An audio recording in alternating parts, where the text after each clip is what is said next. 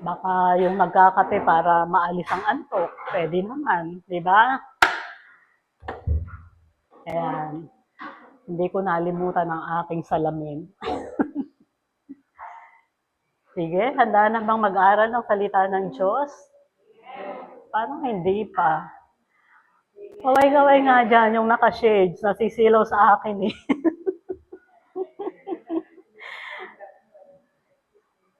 Diba? Sabi nga eh, masaya ang buhay. Walang nag-amen. Malungkot ba kayo? Malungkot ba kayo? Sige, mag-usap tayo mamaya. Masaya ang buhay, lalo na pagkasama mo si Lord. Amen? Amen. Palakpakan muna nga ulit natin ang ating Panginoon. Sige, nakita nyo naman yung nakapaskil sa pinto. Magkakaroon tayo ng daily vacation Bible School. Gusto mo ba ikaw mag-announce? May special announcement ka ba? At ayan ay ngayong darating na linggo, May 7 to 9. At yung graduation yung 10. Yung mismong pag-aaral hanggang 9 lang. Graduation na yung May 10. Encourage po natin yung mga bata, lalo na yung mga napapalayo, ibalik natin sila sa pag-aaral. Ibalik natin sila sa gawain ng Panginoon. Amen? Yung mga anak, mga apo, sino pa? Kahit kapitbahay nyo na may bata, dali natin. Kasi tatamnan sila ng salita ng Diyos. At yung pagtatanim na yon, maaring dito magsimula, maaring dito tumubo, maaring dito lumago, pwede naman sa ibang lugar kung saan siya dadalhin ng Panginoon. Amen? At kung sino po yung nais na mag-volunteer, ay lumapit po kay Teacher Weng. Malaking bagay po yung maibibigay yung tulong para sa gawain ito. At malaking bagay din po, nawala na yung aking audio. Malaking bagay din po doon sa kung gustong mag-contribute para sa gastusin. Iyan po ay para sa banal na gawain ng Diyos. Ito yung isang gawain na tinitingnan ng Diyos na mabubuting gawain na ginagawa ng kanyang mga anak. Amen? Amen? Huwag kayong malungkot. Masaya yung lesson natin ngayon. Ipapasyal ko kayo. Gusto nyo ba yun? Pagpasyal gusto. Mamamasyal tayo ngayong umaga. Amen? Amen? Tutuloy natin yung ating pag-aaral sa Psalm 34 verse 8. O taste and see that the Lord is good. At ngayong umaga na to, isang aspeto naman ng pagiging mabuti ng ating Panginoon, yung ipapakita, ipapaunawa niya sa atin. Amen? Pupunta tayo dyan. Experience the Holy Land. Pag sinabing Holy Land, sa Lumang Testament, hindi pa yan tinawag na Holy Land. Pero ang tawag sa kanya ay the Promised Land. Na kung saan lumabas ang mga Israelita sa Egypto sa utos ng Diyos. Kasi papalayain sila mula sa slavery, mula sa pagkakaalipin. Ito yung isang nasa bucket list ko na 2 beses nagplano kami na pumunta ng Holy Land o sa Jerusalem. At sa 2 beses na yon, pag magbubuk na kami ng ticket, nagkakaroon ng gera, nagkakaroon ng kaguluhan. Tapos noong 2024, ginagawa itong, 23-24, ginagawa itong church. Yung mga kausap ko, finally, nag-book sila, pero hindi ako sumama. Hindi rin sila natuloy. At yung lahat ng binayad nila, ni-refund. Pero syempre, pag nire-refund, hindi na buo. Bawas na. Sabi ko, Lord, magkausap kami nung kaibigan ko na nasa Canada ngayon. Sabi niya, Renz, huwag na tayo pumunta ng Holy Land. Sabi niya, bakit? Eh, nagpaplano tayo at nakabook na nga, hindi natutuloy eh. Baka pag hindi na natin pinagplanuhan, ay hindi na magkakaroon ng gera doon. Sabi ko, nagkataon lang yun. Amen. Experience the Holy Land. Ito ay ipinaranas ng Panginoon sa kanyang bayan, yung kanyang piniling bayan, ang Israel. Alam niyo ba kung bakit matapang ang mga Israelita? Maliit silang bansa, pero kaya nilang magmalaki sa malalaking bansa. Bakit? Kasi alam nila, sila'y bayang pinili. Alam nila na kasama nila ang Diyos. At lahat ng pagpapala sa kanilang lupain naroon. Tinatawag yung bansa nila na self-sufficient. Wala silang pangailangan. Kahit hindi ako makapag-import ng mga produkto sa US, sa China, sa Russia, hindi nila kailangan. Dahil lahat ng pangailangan nila nandun sa kanilang bansa. Pinagkaloob ng Diyos. Amen? Pero sa kapanahunan natin, hindi lang sila ang Holy Land. Amen? Kung nasaan ang presensya ng Panginoon, iyon ay Holy Land. At bawat isa sa atin, bibigyan ng Panginoon ng destinasyon na Holy Land. Amen? Amen? Excited na ba para sa destinasyon ng Holy Land? Parang hindi naman excited ang pagkain ninyo. Sabi nga ni Pastor Otan, dapat with feeling. Amen! Amen! Amen! Ayan ang itsura. Sabi nga, ito'y ilustrasyon lang ng Israel nung naglalakbay sila. Disyerto. Puro lupain lang. Kasi kakaunti pa yung population ng kanilang kapanahunan. At yung paglalakbay nila, lakad lang ng lakad. Pero dahil inutusan sila ng Diyos na lumabas ng Ehipto patungo sa ipinangakong bayan, lalakad sila at maglalakbay sila.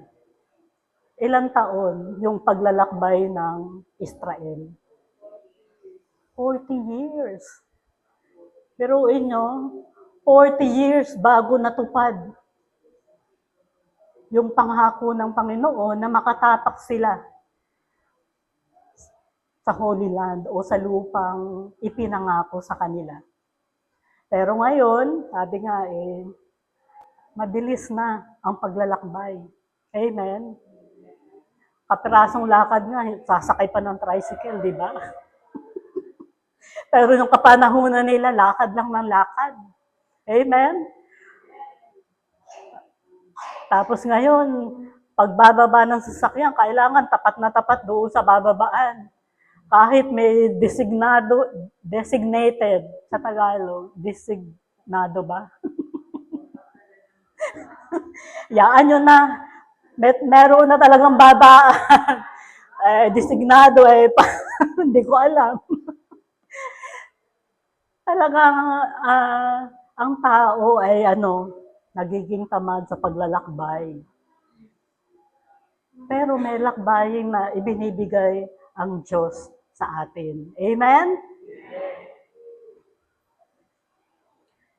Ang sabi ng Panginoon sa Exodus 13:21, ito ay sinabi niya sa kanyang bayang Israelita, by day, at ito ay sinulat ni Moses o ni Moises, by day, the Lord went ahead of them in a pillar of cloud to guide them on their way, and by night, a pillar of fire to give them light. So they could travel by day or night. So pag inutos ng Panginoon, araw man yan, gabi man yan, dapat maglakbay ka, bumiyahe ka. Pero sa kanilang paglalakbay, nararanasan nila at physically nakikita nila yung presensya ng Diyos sa pamamagitan ng ulap at sa pamamagitan ng apoy. Sa Tagalog, ang Panginoon ay nangunguna sa kanila sa araw, sa isang haliging ulap upang patnubayan sila sa daan, at sa gabi ay isang haliging apoy upang tanglawan sila.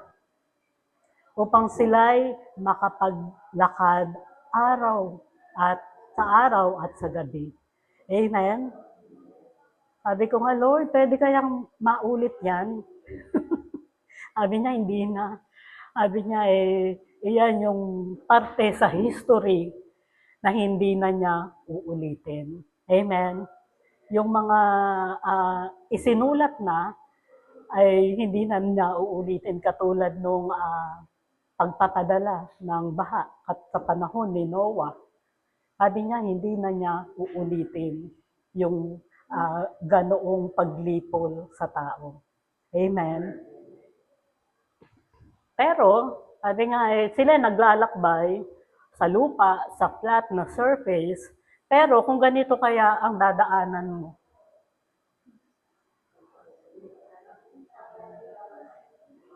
kung ganyan kaya yung dadaanan mo, papuntang Holy Land ng buhay mo.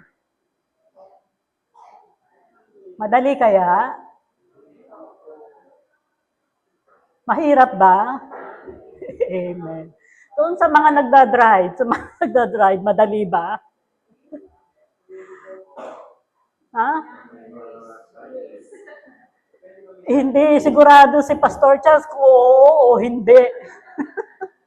Ako nga dito sa Pilipinas, yung 3 layer ng flyover, yung papuntang airport, papuntang Alabang, papuntang Manila, naliligaw ako doon. Di lalo pa dyan. Amen. Meron tayong mais ipunto dyan. Etong flyover na yan, iyan daw ay nasa Guangzhouwan. Guangzhouwan. Sana tama yung pronunciation ko. Guangzhouwan, China. Nung nakapunta ako ng Japan, 4 layers lang ang nakita ko na flyover. Sabi ko, parang ang galing naman ng nagtayo nito. Yung sa Japan, 4 na layers ng flyover. Sabi ko, pag nag-drive ako dito, kailangan ng matinding pag-aaral kung saan e-exit, saan papasok. Etong flyover na to, meron siyang 5 layers. Biruin mo 5 yon, pero parang hindi lang 5. At meron siyang 20 lanes going in 8 different directions. Amen? Kung ganito ang pupuntahan mo, kailangan mo ng matinding pagpaplano, paghahanda, at baka nga kung ako magdadrive, sabihin kong magrenta na lang tayo, nandiyan naman si Kuya Bert. Umanap na lang tayo ng driver, nandiyan naman si Kuya Bert. Amen?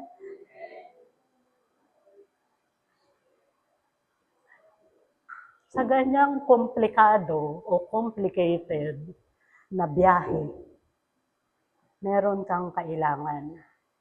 Hindi driver. Ang kailangan mo ay yung tinatawag na navigator or navigation system. Tinuturo niya.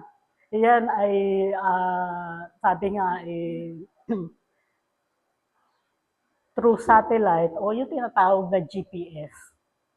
Lalagay mo lang kung saan ang destinasyon mo, tuturo ka niya kung saan ka dadaan. Pero hindi lahat ng driver marunong magbasa ng navigation system. Amen? Ako minsan sa bilis ng takbo ko, dapat kakanan na o kakaliwa na lalagpasan ko yung exit. At pag nalagpasan mo yung exit, ang layo ng ikot. Amen. Kasi nung kasal ni Kevin, nalagpas ako ng exit ng Pulilan. Nakarating kami ng Balintawak para lang mag-U-turn. Ligaw na ligaw kami. Tapos napasok kami sa isang lugar na hindi gumagana yung wifi. Talagang ligaw na ligaw kami. Pero natagalan man, natutunan pa rin namin, nakabalik pa rin kami dito sa Malolos. Amen?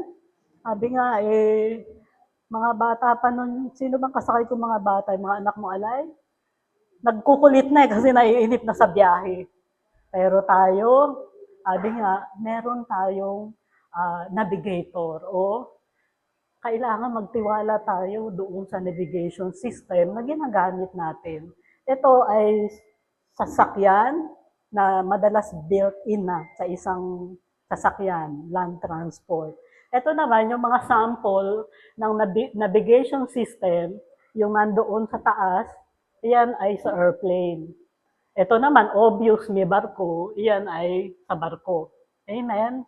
Hindi ko lang alam, wala akong nakita sa pag-train ang sasakyan kung ano ang navigation system nila.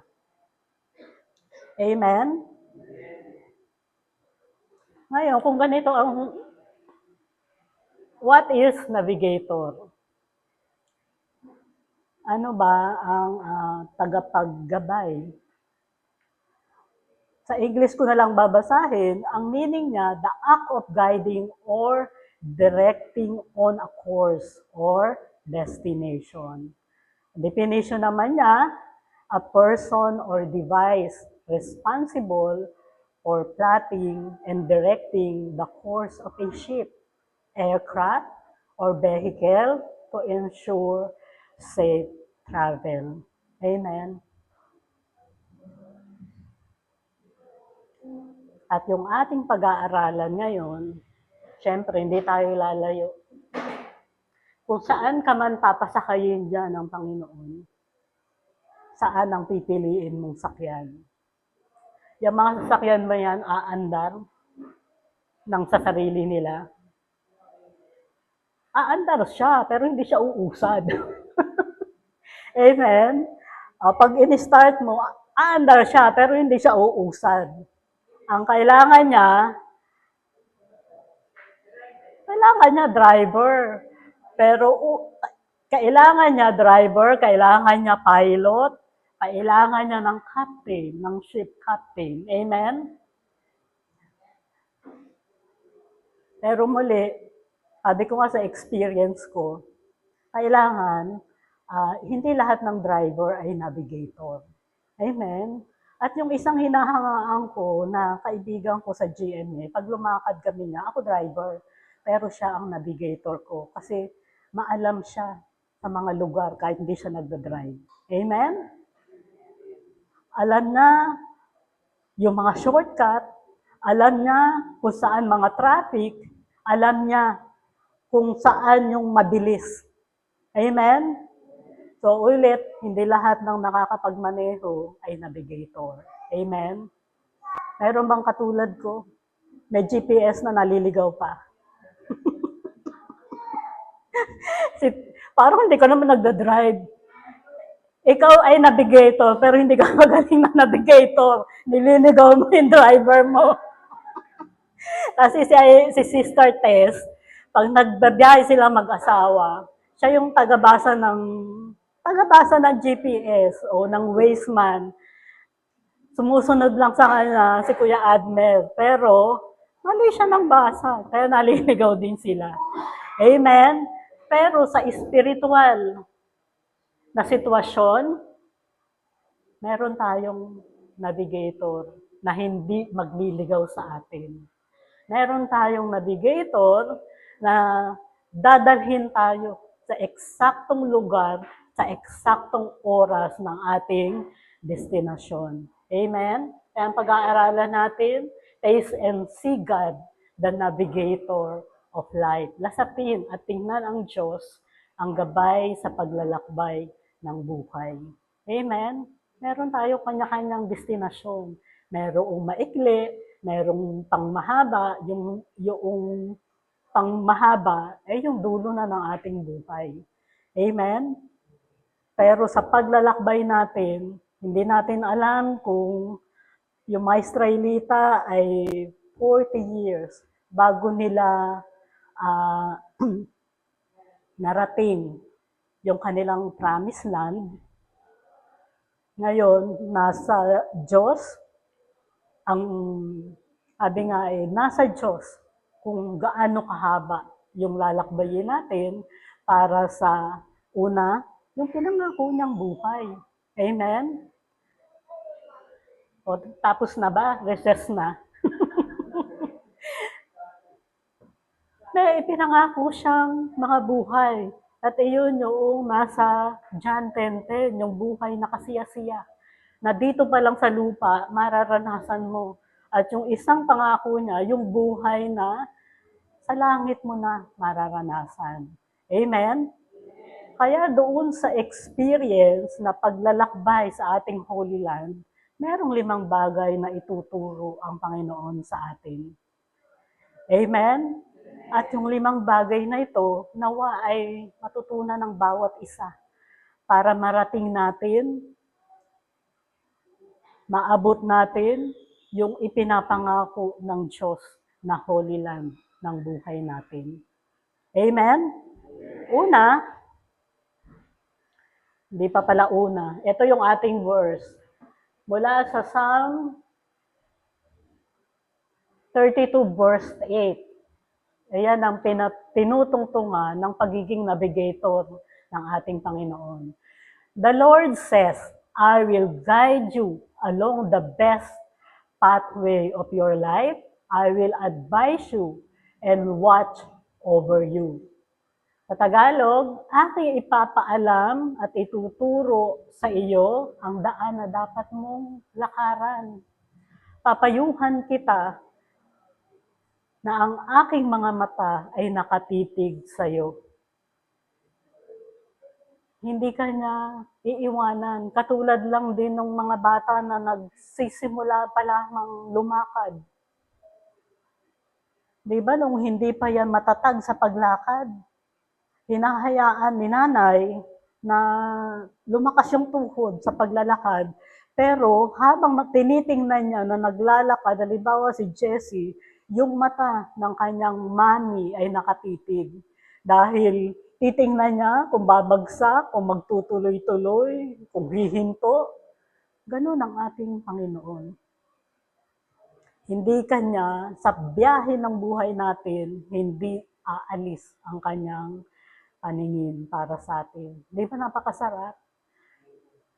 Binabantayan ka ng Panginoon, inaalalayan ka ng Panginoon, tinutulungan ka ng Panginoon sa biyahe ng iyong buhay.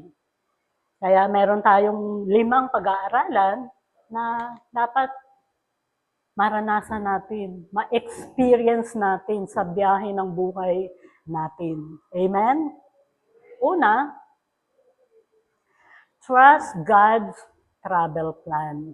Magtiwala sa plano ng paglalakbay ng Panginoon. Ano ba yung travel plan? Ito yung tinatawag na kayo'y nagtutour. Ito yung tinatawag na itinerary. May nakaplano na, ano yung pupuntahan mo sa araw na to, susunod na araw, ano yung lilibutin mo. Kaya gumagawa ng itinerary para hindi ka, yung oras ng biyahe mo, o oras ng tour mo, ay ma-maximize, walang masayang na oras. At mapuntahan mo yung lahat ng nais mong puntahan. At iyan yung sinasabi ng Panginoon sa Jeremiah 29:11. I know the plans I have for you to give you a future and a hope and a future. Diba? Napakaganda ng plano ng Panginoon. At sa pagpaplano ng biyahe, dapat alam mo yung mga dala-dala mo. Ano yung meron ka, yung dapat na hindi mo iwanan at laging kasama mo sa iyong biyahe. Amen? Ang sabi ng salita ng Diyos, ang gagamitin natin dito ay yung Psalm 33 verse 11, But the plans of the Lord stand firm forever. The purposes of His heart through all generation. Yung plano ng Panginoon tapos na. Sabi nga niya, I know the plans I have for you. Bawat isa sa inyo, bawat isa sa atin, nakaplano na yung buhay. Nakasulat na sa aklat ng Panginoon. At hindi yan mababago. Maaring matagalan, depende kung paano ka nagtitiwala sa Diyos at kung paano ka sumusunod sa Panginoon. Sabi sa Tagalog, ngunit ang mga plano ng Panginoon ay mananatili magpakailanman. At ang kanyang mga balak sa salit-saling lahi ay matutupad. Halimbawa, kay Ate Norma, ang sabi ng Panginoon ay yung magiging saling lahi niya ay patuloy na na maglilingkod sa Diyos. Gagamitin ng Diyos. Tuloy-tuloy yun, hindi yan mapapatid. Amen? Maaring sa ibang kaparaanan, kung ngayon ay katulad sa pagtuturo, sa music team, sa technical, sa pagsamba sa Diyos, ginagamit na. Yung kanyang apo, naglilingkod na sa Panginoon. Yung mga anak ni JM, maglilingkod sa Panginoon. At yung magiging anak ng anak ni JM, maglilingkod sa Panginoon. Amen? Di ba napakasarap panghawakan yun? Na kahit umalis na sa mundong ito, si Ate Norma, kampante siya. Dahil mananatili yung kanyang salinlahi sa paglilingkod sa kaharian ng Panginoon. Amen? Kaya panghawakan natin, ano ba ang plano ng Diyos sa atin? Sabi ko nga sa John 10:10, bigyan tayo ng magandang buhay, ganap at kasiyasiya. Sa Jeremiah 29:11, bigyan ka ng pag-asa at bigyan ka ng magandang kinabukasan. Walang ibang nanaisin ng Panginoon na hindi maganda para sa buhay ng ating pamilya. Amen? Kaya dapat magpasakop tayo doon sa plano ng Panginoon, magtiwala tayo sa plano ng Panginoon, at lakaran natin yung planong yun. Amen? Mahirap lumakad kung wala kang pinanghahawakan at hindi mo alam kung ano ang plano ng Diyos sa iyo. Amen? Tama ba? Mali ba? Madaling lumakad sa plano ng Panginoon kung alam mo yung plano niya sa iyo. Alam naman natin, yung ultimate plan niya ay makasama natin ang Diyos sa kanyang kaharian. Amen? Pero habang dinudugtungan niya yung buhay natin dito sa mundong ito, dudugtungan din niya yung lalakaran nating plano. Sabi ko nga, may maliliit, may malalaki na plano ang Diyos sa buhay natin at sa buhay ng ating pamilya. Amen? Para malakaran natin ang plano ng Panginoon, syempre, kailangan natin ng mapa. Use God's Word as a map. Gamitin ang salita ng Diyos bilang mapa. Pag tinignan mo yung mapa, alam mo na ba kung paano ka pupunta dyan? Siyempre hindi. Alam mo lang yung mga lokasyon kung saan nakapwesto yung mga lugar. Pero yung papunta dyan, hindi mo pa alam. Yung plano ng Diyos, unti-unti niyang binubuksan sa pamagitan ng kanyang salita. Yung salita, yung Biblia, iyan ang gabay natin para malaman ang kalooban ng Diyos, para malaman natin yung instruction ng Panginoon, para malaman natin yung mga nais ipagawa ng Panginoon na ating tutok din. Amen?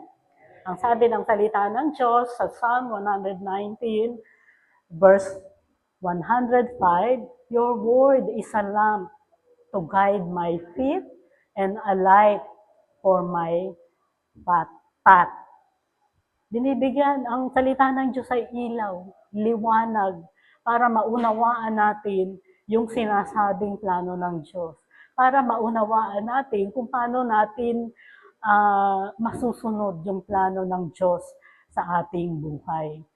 Sa Tagalog, salita mo'y isang tanglaw na sa akin ay patnubay. Sa landas kong daraanan, liwanag na tumatanglaw. So yung plano ng Diyos may liwanag. Pag nadidiliman ka sa naiisip mong plano ng Diyos, hindi yun ang plano niya. Halimbawa, plano mong mag-abroad para gumanda ang buhay ng iyong pamilya. Pero hindi, sabi nga, hindi mo makita yung liwanag doon sa plano na yun. Wala yung pabor ng Panginoon. Wala kang kapayapaan doon sa plano na yun ng Diyos. Malamang, hindi yun ang plano ng Diyos. Kasi, pag nagbibigay ng plano ang Diyos, nagbibigay siya ng kanyang salita para kumpirmahin yung plano niya at bigyan ng liwanag, kaunawaan kung paano mo masusunod yung plano ng Diyos sa buhay mo. Amen? So, laging may liwanag. Kung nagdududa ka, ikaw pa lang nagdududa na, ibig sabihin, hindi yan plano ng Panginoon. Amen? Siyempre, kung may mapa, ano yung sunod na kailangan natin? May mapa na magbibigay sa atin ng gabay, patuloy sa paglilinaw ng plano ng Diyos, ano yung susunod na kailangan natin? Ito ay ginagamit yung traditional na traveler o manlalakbay, lalo pumupunta sa bulubunduking lugar, sa bulubunduking lugar na walang internet, walang wifi, ito ang ginagamit para malaman nila yung tamang direksyon. Compass. At yung compass ng buhay natin, walang iba kundi ang Holy Spirit. Follow the Holy Spirit direction as a compass. Sundin ang gabay ng banal na Spirito bilang compass. Amen? Kasi yung compass, meron siyang tinatawag na magnetic pull. Sinasabi niya, sabi ni Pastor Otan, maganda pala na mababa yung monitor.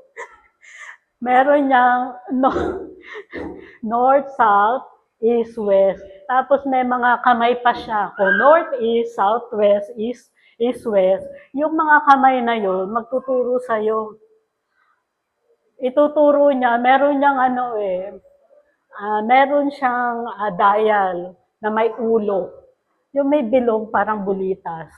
At pag iyon ay tumapat, ibig sabihin, iyon yung destinasyon mo kung saan, iyon yung lokasyon mo kung saan ka nakatayo sa oras na yun. At ginagamit siya ng mga naglalakbay na sa bulubundukin, lalo na yung mga mountaineer, kasi pag hindi nila natutunan yung tamang daan, ligaw na ligaw sila at hindi sila makakababa. Hindi sila makakabalik doon sa sibilisasyon. Amen. At yan ang gawain ng banal na Spirito sa atin. Siya yung ating gabay. Siya yung nagbibigay ng direksyon kung saan natin dadalhin yung ating buhay. Kung paano tayo susunod sa instruction ng Panginoon. Amen? Ang sabi ng salita ng Diyos sa Isaiah chapter 30 verse 21, your own ears will hear him. Right behind you, a voice will say, this is the way you should go, whether to the left or to the right. Diba? Eksaktong direksyon ang binibigay ng banal na Spirito sa pamagitan ng salita ng Diyos. Lagi yang magkatandem yung salita ng Diyos at gabay ng banal na Spirito, lagi yang magkasama. Hindi sila maaring paghiwalayin. Amen? At hindi mo pwedeng sabihin, hindi ko naririnig ang banal na spirito. Ang liwanag, oh. Your own ears will hear Him. Maririnig mo. Mangungusap siya. Magsasalita siya sa iyo. At sa pamagitan niyan, ang conviction niya ay sa pamagitan ng banal na spirito. Sa Tagalog, saan man kayo pumaling, sa kaliwa o sa kanan, maririnig niyo ang kanyang tinig na nagsasabing, ito ang daan. Dito kayo lumakad. Hindi ko alam kung ito yung ginagamit ng dating daan. Hindi ko alam kung ito yung tinatayuan nilang verse. Pero ang sinasabi ng salitang ito, gumagabay ang Diyos sa pamagitan ng kanyang salita, sa pamagitan ng banal na spirito. Amen? Kaya minsan pagka katulad kanina, may tinanggap akong text. May gustong makipag-meet. Sabi ko, Lord, imi-meet up ko ba sila? May gustong makipag-fellowship, dating kasama. Yung kay Pastor Otan, may narinig akong word of God yun. Kaya siya yung ating naging guest speaker. Nanahimik ako sandali. Sabi ko, Lord, ito ba yung tamang panahon, tamang oras na makipag-fellowship sa Kanya? Binigyan ako ng instruction ng Lord. Yes. Kaya after, mamayang hapon, meron kaming, kung sino man ang sasama sa akin, meron kaming pupuntahan para i-meet yung tao na to na galing pa sa malayo. Kasi sabi ng Lord, galing pa nga yan sa malayo eh. Hindi na nga kita pinapapunta ng Bicol para makipag-fellowship sa kanya eh. Siya na mismo ang narito para maka-fellowship ka. Ibig sabihin, nilagay din sa puso ng taong yun na makipag-fellowship sa akin at sa mga leaders ng iglesia. Amen? Amen? Pwede namang hindi, pero nilagyan siya ng instruction ni Lord sa pamagitan ng banal na spirito na makapag-reconnect sa pamagitan ng pakikipag-fellowship muli. Amen? Kaya minsan may mga instruction ng Lord na maririnig nyo. Umalis ka na. Agahan mo yung alis mo.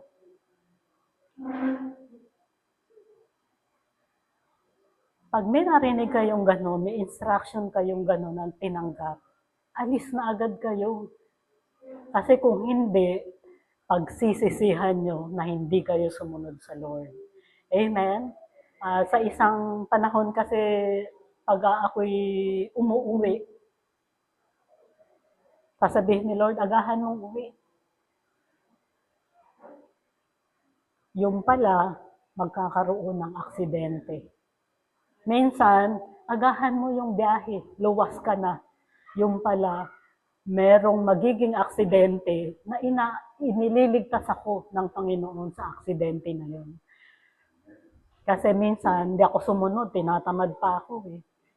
Inaantok pa ako eh, kasi naghahabol ako ng tulog sa umaga dahil hirap akong matulog sa panahon ngayon. Ayun, naipit ako sa matinding traffic na bunga ng hindi ko ina-expect dahil sa mga K-pop na nagko-concert dyan sa Philippine Arena. Ang nasa isip ko, alam ko naman na may concert doon ng K-pop. Hindi ko alam kung Blackpink yun, o Twice, o 17. O tingnan mo, alam ko na yung mga banda ng K-pop na 6 na lanes. Isa lang ang gumagalaw na padiretso. So, mas marami yung padiretso nahaharangan nung pa-exit ng Philippine Arena ng Marilao. Sabi ko, Lord, talagang pag hindi susunod sa'yo, hindi merong kasamang panghihinayang at pagsisisi. Katulad nung na-opera ko para sa appendicitis. Mag-isa lang ako sa condo. Sakit na sakit yung tiyan ko. Di ba, minsan tendency, baka mawawala naman. baka minakain lang ako hindi maganda. Pero narinig ko sa banal na spirito, pumunta ka na sa St. Luke's. Punta ako. Eh kung hindi pala ako pumunta agad, puputok na yung appendix. At mas matindi yung procedure na gagawing operasyon. Katulad ng nangyari kay Kevin, inilabas ang bituka dahil inabutan ng pagputok. Sabi nga, timing, natanggal, kasi pinakita sa akin yung ultrasound. Sabi nung surgeon, tingnan mo, ito na yung itsura ng appendix mo. Sabi nga, hinog na hinog na. Hinog na hinog na. Konting ano na lang yan, sasabog na yan, puputok na yan. Amen? Kaya mahalaga na nakikinig tayo sa gabay, sa instruction ng banal na spirito. Amen? Sunod, watch out for dangers and obstacles. Mag-ingat sa mga panganib at balakid. Sa pagbabiyahe, may mga lubak-lubak, may mga bato-bato. Minsan, pag naligaw ka, dead end na pala. Hindi mo na alam kung saan ka. Lalo pag bukid ang napasukan mo, dead end na. Sino ba yung nagpatotoo na dead end, hindi alam kung paano babalik? Merong mga panganib at balakid. Ibig sabihin, kailangan din ating maging mapagbantay. Amen? Kasi, akala mo payapang-payapa. Ibig sabihin, malayo pa, ipinapanalangin mo na yung dadaanan mo.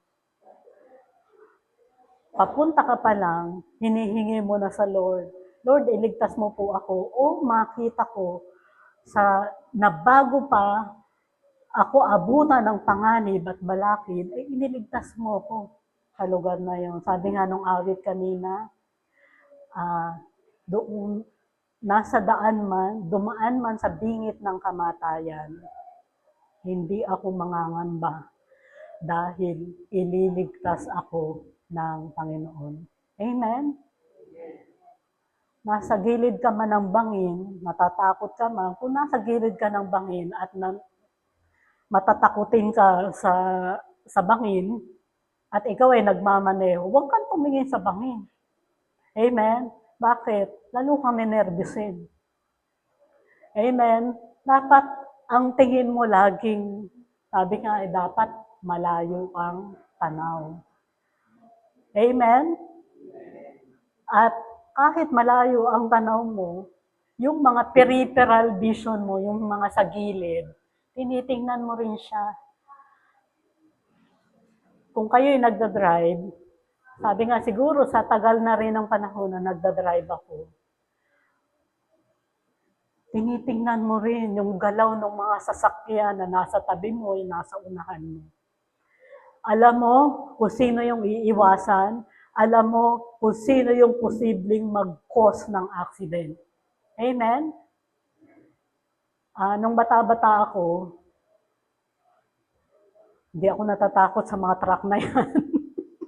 Sabi ko, pare-pareho lang ang, sabi nga yung kalsada, pare-pareho lang na may karapatan tayong daanan yan.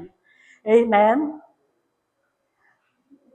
Pero sa mga nangyayaring disgrasya, dapat alam mo na umiiwas ka sa mga truck. Bakit? Nandyan yung mga inaantok na driver. Nandyan yung mga naghahabol. Kahit hindi nila lane, papasukan nila. Bakit? Meron silang oras na hinahabol na yung delivery time, dapat makarating sila sa ganong oras. Amen? Bawal sila sa lane 4 and 5. Pero pumapasok sila sa lane na yun. Dahil naghahabol ng oras. Gusto ring makarating ng eksakto sa kanilang destinasyon. At madalas, yung mga truck na yan, At yung mga motorsiklo, sorry ha, pero ako pinagbibigyan ko yung mga nakamotorsiklo, nagkakaroon, madalas sila yung na-aksidente sa biyahe. Dahil na-experience mo eh. Minsan magugulat ka, nasa harap mo, hindi mo alam kung saan galing. Pasok ng lane, kahit nung panahon na may motorcycle lane, hindi nila ginagamit yun. Nakakalat sila sa lahat ng lane. Amen. Lalo na yung mga delivery rider, lalo ang dala ay pagkain. Amen. Kaya ikaw, dapat maging mapagbantay ka kung ikaw ay nagmamaneho. Amen. Yung sasakyan na yan, iyan ay pangarap kong sasakyan. Pero sabi nga ng kaibigan ko, Ren, sigurado ka? Kaya mo i-drive yan? Malaki siya. Ang dashboard dyan ng Lincoln Navigator. O, i-search na lang kung gaano kalaki. At wala pa akong nakita sa Pilipinas ng Lincoln Navigator. Amen? Di ba? Ang gandang i-drive daw niyan at napakaluwag para sa isang nagmamaneho. At napakamahal din ng kanyang presyo. Amen? Sabi ko nga, oo nga, frontera nga, bumaba ako sa territory dahil nabibigatan na akong i-drive yung malalaking sasakyan. So, hanapin natin, magbantay tayo dahil sa biyahe ng buhay, merong mga panganib at balakid. Dapat alam natin, hindi yung magugulat ka na lang. Ililigtas man tayo ni Lord, pero binibigyan tayo ng Panginoon ng kahandaan para maiwasan ang panganib at balakid. Sabi ng Panginoon sa Proverbs 4:25-26, look straight ahead and fix your eyes on what lies before you. Pag nagmamaneho ka o nagbabiyahe ka, huwag kung saan-saan ka nakatingin. Huwag kang malibang doon sa mga view na nasa gilid. Straight ahead ang focus mo, sa harap. Mark out a straight path for your feet. Stay on the safe path. Amen? Laging tingnan natin, lagi nasa unahan palagi ang Diyos. Tingnan natin yung gabay ng Panginoon, tingnan natin yung mapa ng Panginoon para manatili tayo doon sa safe path. Sa Tagalog, palaging sa hinaharap ang pukol ng iyong tanaw, ituon ang iyong pansin sa iyong patutunguhan. Siyasatin mo mabuti ang landas na lalakaran, sa gayon ang lakad mo ay laging matiwasay. Kasi kung nakikita mo yung panganib at balakid, yung dangers and obstacles, titigil ka na. Hindi ka makakarating sa destinasyon mo. Tuloy lang sa paglalakbay ng buhay. Tuloy lang sa biyahe. Dahil kasama naman natin ang Panginoon. Amen? Sabi nga, siyasatin mong mabuti ang landas na lalakaran. Sa gayon, ang lakad mo ay laging matiwasay. Bakit matiwasay? Kasi tinutulungan ng Panginoon, ginagabayan ka ng Panginoon. Para ang paglalakbay mo ay maging matiwasay, maging panatag, maging mapayapa.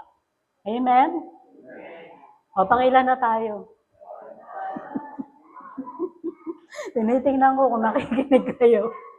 At sa panglima, sabi nga yung 1, 2, 3, 4, pag nadadaanan natin ng maayos, nararanasan natin itong panglima. Enjoy the journey. Pwede mo rin sabihin, enjoy the ride. Kaya nga may tinatawag na joy ride. Enjoyin mo yung paglalakbay mo na kasama ang Panginoon. Masiyahan sa paglalakbay. Ito ay isang, sabi nga, coach o isang Sa train to, isang luxury na nabibigyan ka, mahal pag dito ka mag-check-in kung babiyahe ka ng train. Pero ang Panginoon, bibigyan tayo ng coach na i-enjoyin natin. Amen? Kung ganyan naman yung sasakyan mo, talaga mag-enjoy ka sa biyahe mo. Ito ay biyaheng Europe. Kasi meron doon na sasakay ka lang ng isang train, ilang bansa na yung madadaanan mo. At sa biyahe na yun, makikita mo na halos para ka nang nag-tour. Nakita mo na yung magagandang lugar sa bansang dinaanan mo train.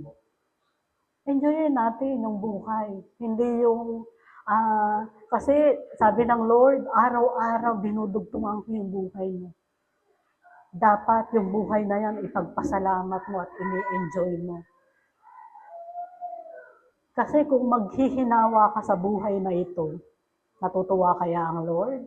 Kalooban kaya ng Panginoon na bumitaw ka na sa buhay na ito at ipinapanalangin mo na, Lord, kunin mo na po ako.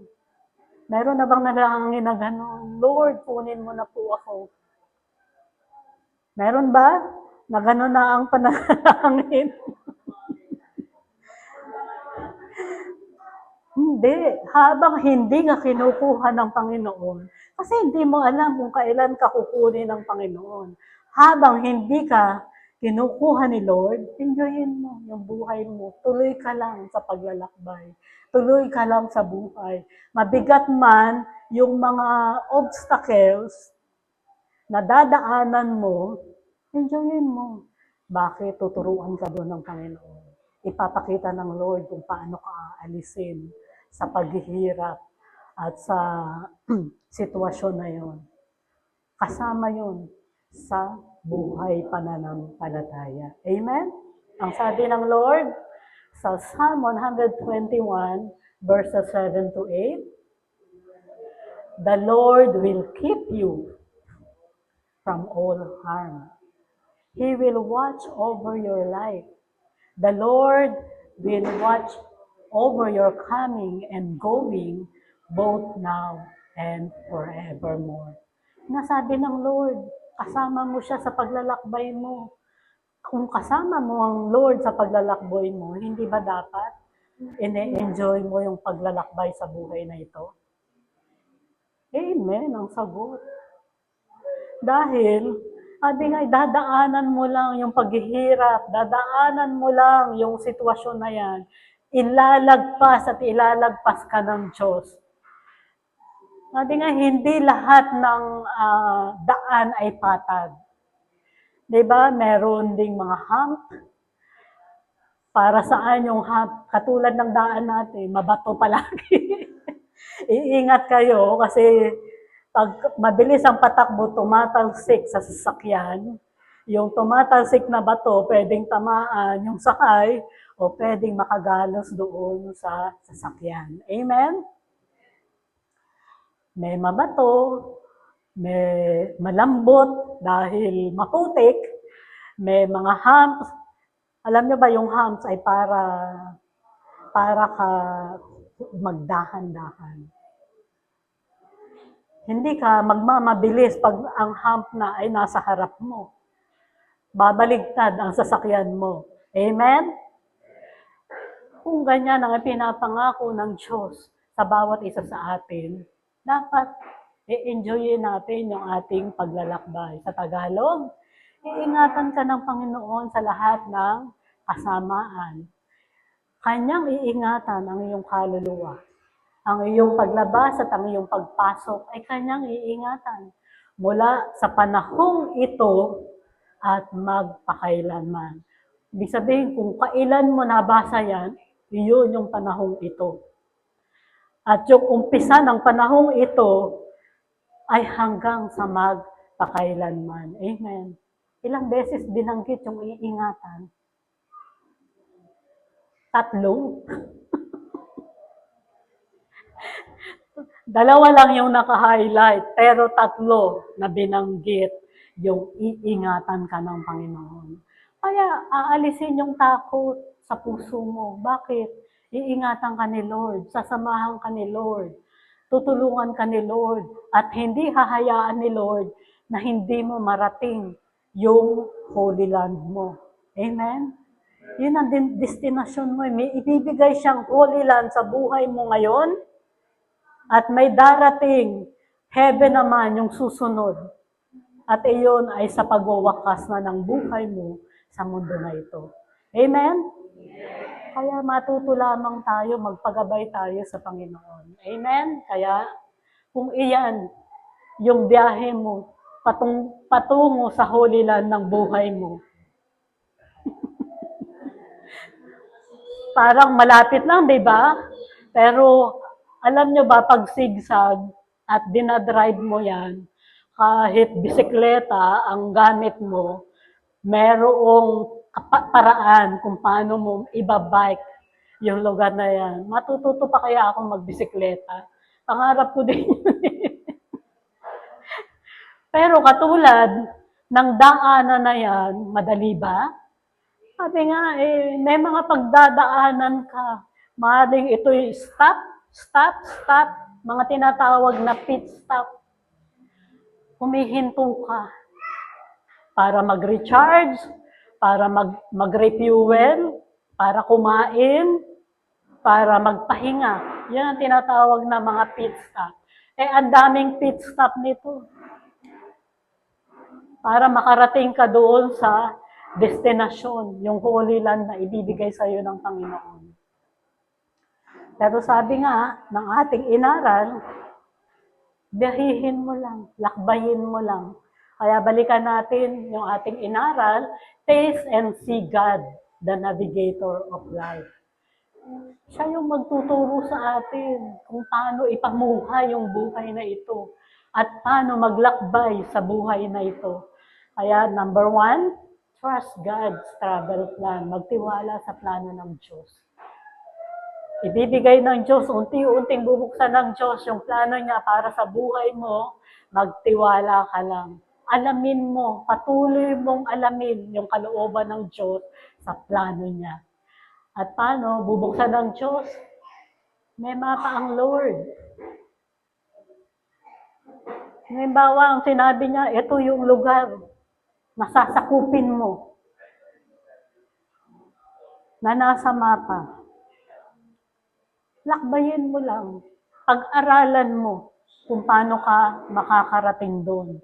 Kung paano mo sasakupin yung lugar na yon. Kasi ang mga Israelita, sinakop nila yung lupain na hindi kanila. Pinaalis nila. Pinaalis ng Diyos yung mga naninirahan doon para maging kanila. Amen? Siyempre, merong kompas. Bibigyan tayo ng direksyon ng Panginoon. Sabi nga, yung mapa, papakita lang ng Diyos kung alin dyan yung ibibigay sa yung lupain.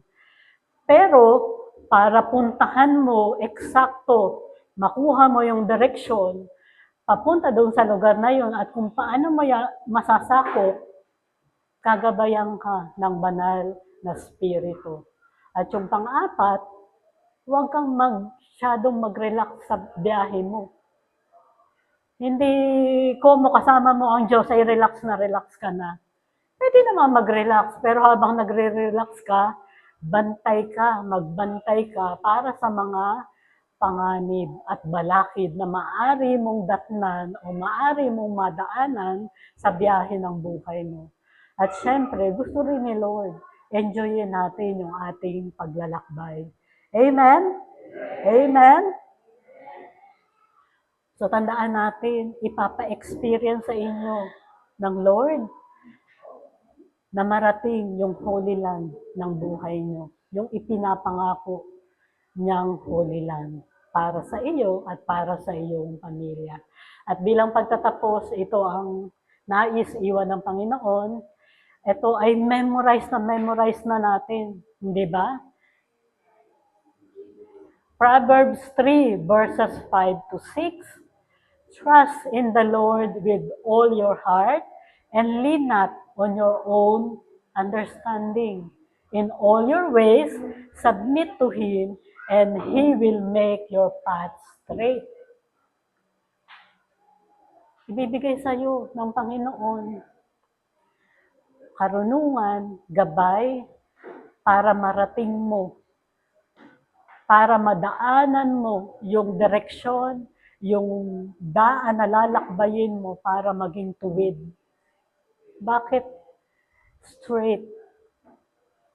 Madaling magbiyahe na dire-diretso lang. Amen? Pag paliko-liko, mahirap i-drive pag sigsag. Ang sabi ko nga yung isang susukuan ko na biyahihin, buti na lang hindi ako nag-drive, yung papuntang Baler. Matindi ang sigsag. Puro blind spot. Sigsag na, hindi mo nakikita kung ano yung makakasalubong mo. Ang daming blind spot doon sa biyahe papuntang Baler. At yung papuntang Baler, Aurora, hindi ko alam kung inaayos na niya, walang mga harang yung gilid. Bangin talaga. Hindi katulad ng papuntang Baguio, na hindi ka matatakot dahil may mga barrier, hinarangan yung gilid ng bangin. Amen? Diba? Pero sa buhay na to, hindi naman laging straight. Pero sabi ng Panginoon, kung gabay ka ng Panginoon, kahit sigsag yan, makikita mo yung tuwid na daan patungo sa destination mo. Amen? Sa Tagalog, sa Panginoon ay buong puso kang magtiwala at huwag kang manalig sa sarili mong pangunawa. Sa lahat ng iyong lakad, siya iyong kilalanin at itutuwid niya ang iyong langdasin. Sabi nga sa lahat ng iyong lakad, sa lahat ng paggalaw mo, sa lahat ng paglalakbay mo, lagi mong hanapin. Huwag mo iiwanan yung presensya ng Panginoon. Amen? Minsan nga, pagka nagbabiyahe ako mag-isa, sasabihin nung mga nakakausap ko, hindi ka ba natatakot? Mag-isa ka lang bumabiyahe kahit malayo? Sabi ko, hindi. Bakit? May navigator ako. May kasama ko si Jesus. Amen? Kasama ko ang banal na spirito. Minsan nagugulat sila, oo nga. Kasi minsan yung kausap ko, Kristiyano rin. Pero hindi niya nakikita yung ganong pananaw. Amen? Kaya bakit hindi ako natakot mag-aaral magmaneho? Binigyan ako ng navigator ng Panginoon. Binigyan ako ng tapang ng Panginoon. Kaya kung idadrive mo yung buhay mo, sama mo palagi ang navigator. Walang iba yan kundi ang ating Panginoon. Huwag mo siyang iiwanan. Lagi kang makikinig sa Kanya dahil siya yung magtuturo sa atin yung tama at kung paano tayo maglalakbay sa buhay na ito. Amen? Palakpakan natin ang Panginoon.